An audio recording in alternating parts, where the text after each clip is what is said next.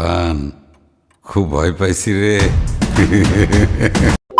1 minute 21 সেকেন্ডের তুফানের টিজারে শাকিব খান যা দেখিয়েছে তা পুরোপুরি অবিশ্বাস্য, জাস্ট ফিদা হয়ে যাওয়ার মতো। তুফান সিনেমা ইতিহাস গড়বে এটা নিশ্চিত। টিজারে শাকিব খানের যেই ভয়ঙ্কর লুক দেখা গেছে, এমন লুক আগে কোনো বাংলা সিনেমাতে দেখা গিয়েছে বলে মনে হয় না। তবে আমার কাছে সব থেকে ভালো লেগেছে শাকিব খানের ভয়েস। অ্যাকশন ফিল্মের ছোট্ট একটি টিজারে এমন গায়ে কাটা দেওয়ার মতো ভয়েস সিনেমাকে রিপ্রেজেন্ট করার জন্য যথেষ্ট।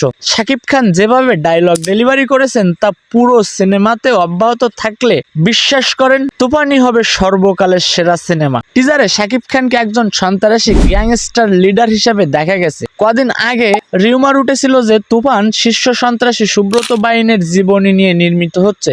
টিজার দিকে মনে হচ্ছে যে ঘটনা সত্য, তবে টিজারে পিওর তামিল সিনেমার ভাইব পাবেন। আর কিছু ক্ষেত্রে শাকিব খানকে অ্যানিমেল এর রণবীর কাপুরের মতো লেগেছে, বিশেষ করে এই সিনটা। আর এই টোটাল প্রেজেন্টেশনের ফুল কৃতিত্ব পাবে এ সময়ে সাহসী ও হিট পরাণখ্যাত ডিরেক্টর রায়হান রাফি। রায়হান রাফির মেকিং স্টাইল বরাবরই অন্য সবার থেকে আলাদা। তিনি সেট নির্মাণে যে পরিমাণ এফোর্ট দেন তা সিনেমার মান বহুগুণে বাড়িয়ে দেয়।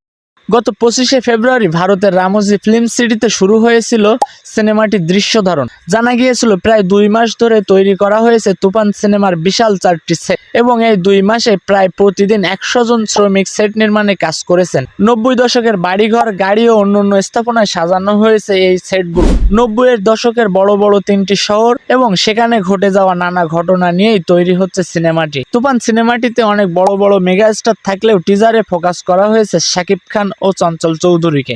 ভিডিওটি ভালো লাগলে প্রতিনিয়ত এ ধরনের ভিডিও দেখতে চ্যানেলটি সাবস্ক্রাইব করুন।